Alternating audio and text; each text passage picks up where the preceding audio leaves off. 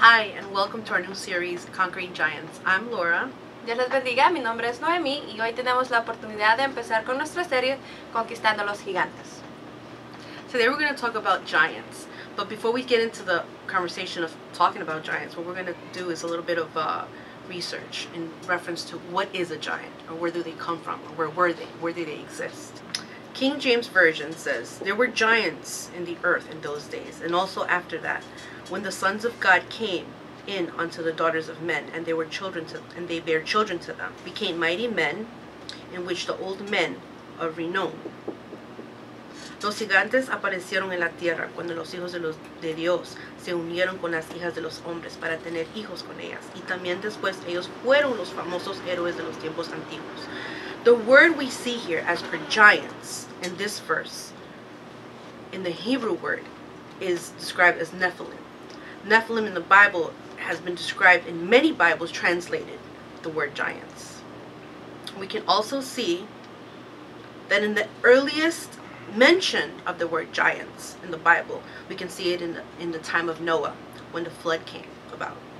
The Nephilims, the definition of the word Nephilims in Hebrew is Nephilim in plural, which comes from the Nephal, meaning caer, to fall, or from the caídos, the fallen, or los que hacen caer, those who make fall. Some characteristics we can see here. In the word giant, we see in Numbers 13, from 31 to 33. It says, but the men who had gone with him said, we can't attack those people. They're too strong for us. Verse 32 says, so they began to spread lies among the Israelites about the land they had explored. They said that the land the land they had explored is one that devours those who live there. The people we saw there are very tall. And verse 33 says, all the people that we saw there, the Nephilims there, we felt so small like grasshoppers, and that's how we must have looked to them. So what I see here, Ima, in this verse, not just that the description of how back in those days we see that the giants did exist, but now what the characteristics of giants that were transmitted through those spies, and what they saw in the promised land, in which in this case the promised land in our time now we can reflect on as the year of rest for us. What we see here is that in Canaan, what those men saw and they transmitted onto the people of Israel, the Israelites, were fear, inferiority, weakness, disbelief, surrender, low self-esteem. Because how could the people of Israel fight against these huge giants, which were such a problem for them? And they're just trying to get, they're to the promised land, to be able to rest, to be able to obtain what the Lord has promised them. But if we look on and we see that now in the 21st century, we can still see that now in our time, we still deal with these type of characteristics of these giants in our lives. They still manifest themselves. How? What I've studied and I've seen that through these characteristics affect our youth, in which we allow them to enter our lives. How do we let them? It can be in different circumstances. It can be in different time periods of our lives. I see that we can either physically have let these giants into our lives emotionally or mentally.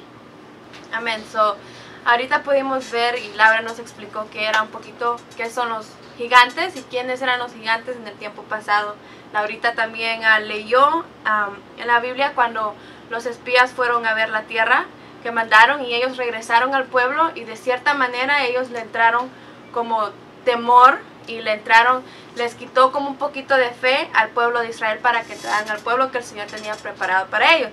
Y ese es uno de los gigantes que queremos enfocarnos en esta serie al principio, que es la incredulidad en la gente cristiana. Cuando vienen gigantes así de este tipo, nos quita un poquito de fe.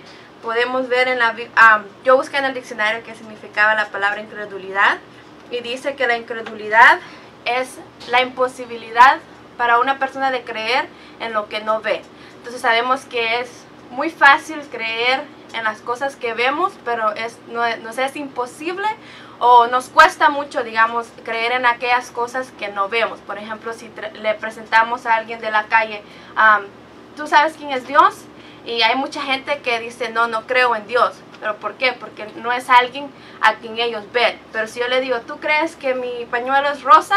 Pero como ellos no están viendo, ellos pueden creer de que mi pañuelo es rosa, ¿verdad? Entonces, la incredulidad es algo que tenemos que batallar mucho. En la palabra vemos muchos versos que habla de que por falta de incredulidad caemos en desobediencia, y la desobediencia no nos lleva a entrar al año del reposo, ¿verdad? Y sabemos que si son familiares con Ebenezer, sabemos que este año es el año del reposo y que es algo que tenemos que trabajar. Amén. Vamos a leer en la Biblia, Lucas 8:12. Dice, aquellos a lo largo del camino son los que han oído, pero después viene el diablo y arrebata la palabra de sus corazones para que no crea y se salve. Creo que es importante hablarle a los jóvenes y también creer en nuestros corazones lo que el Señor nos enseña, lo que aprendemos en la iglesia, más que todo cada vez que venimos, de asegurar nuestra fe, ¿verdad? Y no dejar que la incredulidad entre a nuestros corazones, de creer en la palabra que nos predican, para que no venga el enemigo, porque dice que el enemigo viene, arrebata la palabra de nuestros corazones, ¿verdad? Tenemos que escuchar la palabra y pedirle al Señor que nos enseñe a guardarla en nuestros corazones y atesorarla ahí para que el enemigo no venga y nos la quite, porque dice que el enemigo viene, arrebata esa palabra en nuestros corazones y no nos deja creer, y cuando no creemos, pues no podemos tener salvación, ¿verdad? Y creo que es la meta que tenemos, es de recibir esa salvación para podernos irnos con el Señor, amén. También dice, también leía en la palabra en Hebreos 11, es un capítulo donde habla de todos los ejemplos en la Biblia de fe, de todas aquellas personas que tuvieron fe. Dice que Rahab era una de ellas, ella ayudó al pueblo de Israel. Ella, estando donde estaba, pudo haber dicho, no, porque si los ayudo me matan, ¿verdad? Entonces, pero ella, sin embargo, los ayudó, y fue por eso que ella pudo ser salva después, cuando ellos conquistaron a Jericó. Y es un ejemplo muy bueno, porque tenemos que ser así, ¿no? Creo que coger ese paso de fe y no dejar que la incredulidad entre nuestros corazones.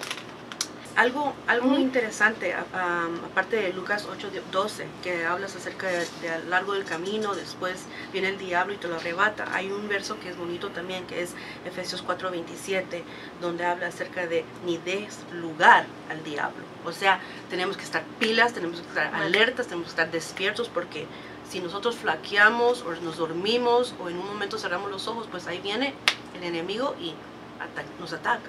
Amén. Es estar a la guardia, ¿verdad? Ponernos pilas, y tal vez si tenemos amigos como jóvenes que sabemos que no ayudan a nuestra fe, tal vez tomar posesión, autoridad en el nombre de Jesús y pedirle al Señor que nos ayude a que nosotros podamos ser líderes, ¿verdad? Como dicen, hay que ser, be a leader, not a follower. Seamos líderes y no seamos aquellos que siguen a la gente, ¿verdad? Otra cosa que va ligada a la incredulidad es la desobediencia, ¿ok? Leía muchos versículos en la Biblia que dice que la desobediencia es algo que no nos deja entrar al reposo. Entonces, creo que como jóvenes tenemos que pedirle al Señor. Hebreos 4:11 dice, por tanto, esforcémonos por entrar en ese reposo, no sea que alguien caiga siguiendo el mismo ejemplo de desobediencia. Entonces podemos ver que la desobediencia, la falta de fe, nos lleva a desobediencia, y la desobediencia no nos deja entrar al reposo. Entonces creo que nuestra meta sea que el Señor nos llene de fe, que nuestra fe no desmaye, que podamos ser obedientes para que al final podamos entrar al reposo. Amén. Con esto vamos a concluir nuestra parte. Espero que haya sido de bendición para ustedes, espero que nos hayan entendido y sigan conectados para que podamos seguir ayudándonos, ¿verdad? Que ayudémonos mutuamente como jóvenes. Y tal vez, Laura, si oramos para terminar y así concluimos este día. Amén. Amén. Señor, te damos gracias en este momento. Te pedimos, Padre Santo, que tú por favor vengas, Señor, y nos instruyes, Señor. Danos palabras, Señor. Fortalézanos, Señor, Padre, contra las manos del enemigo, Señor. Que no venga cualquier dardo, Señor. Ataque, Señor, a nuestras vidas. Te pido, Señor, que tú bendigas la juventud, Padre. En el nombre de Jesús, te agradecemos a ti. Damos gracias, Señor. Amén. Y amén.